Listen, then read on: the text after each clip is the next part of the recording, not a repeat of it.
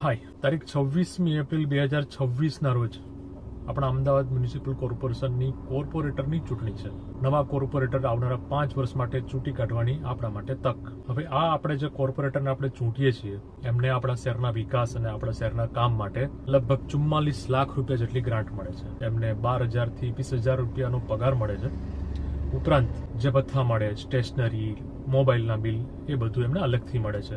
પણ એમને જે ગ્રાન્ટ મળે છે એમાંથી 15% કોર્પોરેટર એવા હતા આ છેલ્લા 5 વર્ષમાં જેમણે પોતાની ગ્રાન્ટનો પૂરેપૂરો ઉપયોગ નથી કર્યો.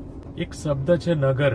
નગર એટલે જ્યાં નળની વ્યવસ્થા છે, ગટરની વ્યવસ્થા છે અને રસ્તાની વ્યવસ્થા છે, એને નગર કહી શકાય. તો આપણા જે રસ્તા, ગટર અને નળની જે વ્યવસ્થા કરવાની, એને સુચારુ રૂપથી ચાલે છે કે નહીં એ જોવાની જવાબદારી આ કોર્પોરેટરની છે.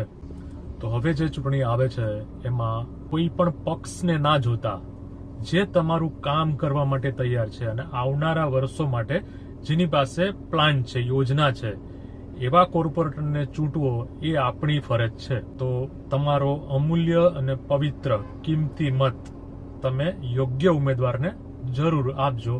આ મત ન આપવા કરતા આપવો એવો મારો મત છે. Thank you.